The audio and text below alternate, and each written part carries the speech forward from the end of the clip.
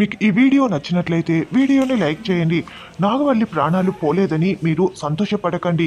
గంగ కాసేపట్లో మన ఇంటికి రాబోతున్నాడు అని తిరుపతి వరదరాజులు దేవాకి బామ్మకి చెప్పటంతో వాళ్ళ ముగ్గురు ఎందుకు గంగ వస్తున్నాడు, మళ్ళీ వీడి ప్రాణాలు తీయటానికే వస్తున్నాడా అని చాలా చాలా టెన్షన్ పడుతూ ఉంటాడు.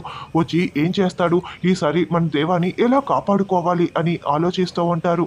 అప్పుడే గంగా శివ ఇద్దరు కూడా బుల్లెట్లో అక్కడికి వచ్చి ఆగి లోపలికి వచ్చేస్తూ ఉంటారు. ఇక దేవ మరింత టెన్షన్ పడుతూ ఉంటాడు. నువ్వు నాగవల్లి మెడలో తాళి కట్టినా కూడా నేను నీ ప్రాణాలు తీసేయకుండా వదిలేశానని సంతోషపడుతున్నావేమో. అలా ఎప్పటికీ నువ్వు సంతోషపడకు. ఇప్పుడు నువ్వు చేసిన తప్పుకి చట్టమే శిక్ష విధించాలని నేను చూస్తూ ఊరుకున్నాను. ఇప్పుడు నువ్వు చేసిన తప్పుకి నీకు నువ్వు ఒక తప్పు ఒప్పుకొని స్టేషన్కు వెళ్ళి లొంగిపోయావా సరే, లేకపోతే వాళ్ళు చేయవలసింది చట్టబద్ధంగా నీకు శిక్ష పడాల్సింది అంతా కూడా నా చేతుల్లో జరుగుతుంది. కాబట్టి నిర్ణయం తీసుకోవాల్సింది అంతా కూడా నీ చేతుల్లోనే ఉంది. నువ్వు మర్యాదగా వెళ్ళి పోలీస్ స్టేషన్కి వెళ్ళి లొంగిపోయావా సరే, లేకపోతే నేనేం చేస్తానో నీకు తెలుసు కదా అని గంగా దేవాకి గట్టి వార్నింగ్ ఇస్తాడు.